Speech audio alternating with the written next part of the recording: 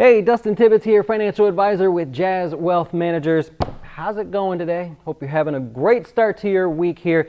I got a question over the weekend from a friend of mine, actually, Miss Carolyn. She says, hey, I saw your closing beat the other day and you said real estate ETFs were doing great. But I'm not sure how that correlates to real estate. Like, I don't get it. Like, housing's not doing well. And in fact, she's pretty much right. Remember, last time we talked about existing home sales on the closing beat from May 21st or 22nd, when existing home sales came out, we pointed out that really the only people, real estate-wise, that were doing well were on the west coast of Florida, or west coast of the United States. Sorry, not Florida. We're in Florida.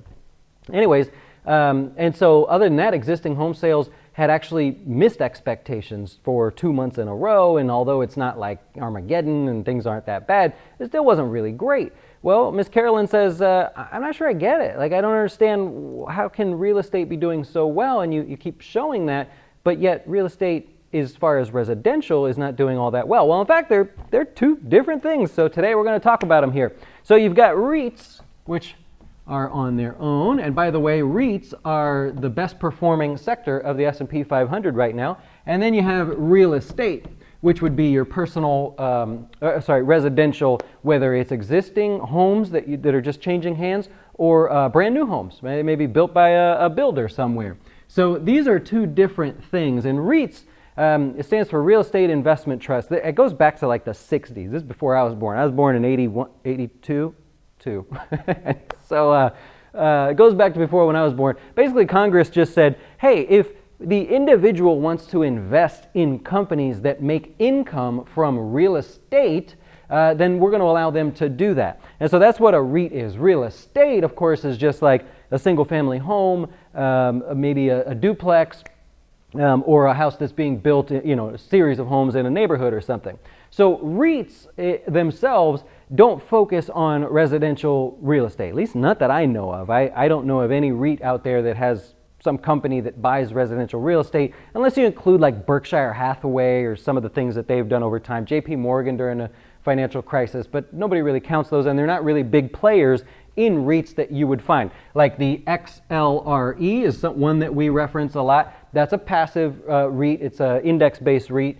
You've got Fidelity has one, the FREL. You have, Vanguard has the IYR, the ICF. You can go look through these if you want, but those would be some of the REITs that we're talking about. Now, in these REITs, there's actually a bunch of different companies. The most popular is what's known as apartment buildings. Simple as that. Most people call me and they go, hey man, I want to invest in REITs. I saw Mr. Grant Cardone buying these apartment buildings. I can't buy the apartment buildings, so I'd actually like to buy a REIT that invests in apartment buildings or apartment complexes. Yeah, actually very common. The best performing right now in the REIT sector is actually cell towers, right? The big expansion in 5G, this whole big push for that. You got American Tower and Crown Castle are two of the bigger names in the space right now. They're killing it. Those REITs are doing really well, but they're not focused on real estate. They actually go put the cell towers up, and then they give people money for letting them put those cell towers in that place there. Healthcare facilities, another type of real estate. Did you know that those are actually owned by major corporations that basically they change hands like nonstop too? But it's a facility. The building is owned by them. The operations are owned by them. If you felt strongly, like in Florida, there's one on every block. If you wanted to try to profit from elder care, long-term care, things like that, rehab facilities, there are companies, REITs, that set that up. And not only do you participate in the profitability of the company, but the sort of equity in the land and things like that. You can invest in office buildings, hotels. Hell, this warehouse that I'm in right now filming this studio is owned by a private REIT. A very wealthy guy down the road that just set up his own little private REIT through Morgan Stanley, and that's what he does, and really well. REITs can also include data centers, right? Just massive data centers. It can include, did I mention hotels? Hotels. It could include companies that run fiber, right? There was a big popular one that came through town a while ago.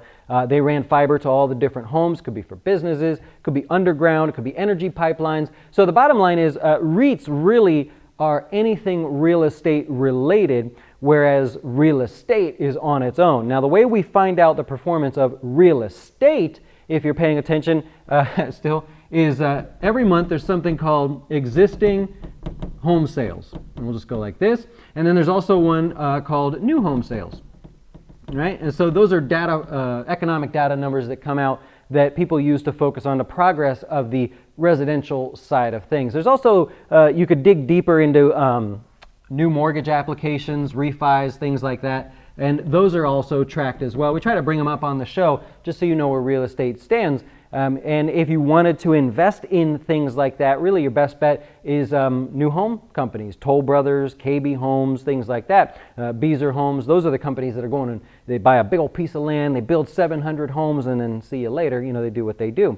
So that's a breakdown. That's how there's a difference in investing in REITs and residential real estate. And I love that question, actually, because you know, it doesn't always occur to me that maybe people don't understand the differences there. And if you're going to invest in some of this stuff, you should know what you're investing in. Now, what you can do if you're interested in any of these REITs from an ETF standpoint, you go, I don't want to pick individual companies. I just want like a broad basket. I don't want to have to guess if it's 5G now and American Towers and everybody's doing well, but then all of a sudden maybe healthcare or something because it's what Congress does or whatever. If you don't want to guess, you could actually type in any of those ETFs and just type XLRE Holdings. And you can actually see inside of them. They pretty much own all the same things with a slightly different weighting, and they pretty much all have the same goal of replicating or trying to kind of stay in line with the performance of the S&P 500 real estate sector. Good. I think we covered it all. I'm happy to help. If it did help you in some way, maybe you'll hit the subscribe button. I appreciate it. If you're curious about the Closing Beat show, well, we do that every day, 5 o'clock, live here on this channel. You're welcome to join us. We'll cover the stock market, the good, the bad, and the ugly, 5 o'clock Eastern time, and I hope you'll join us for that as well. Enjoy the rest of your day. We'll talk to you soon. Why should you choose Jazz Wealth as your retirement or long-term investing service? Our portfolios are managed by us, not some faceless mutual fund manager. Our private classes will teach you everything about investing and getting your dough straight. Best of all, our fiduciary standard means your best interest comes before ours.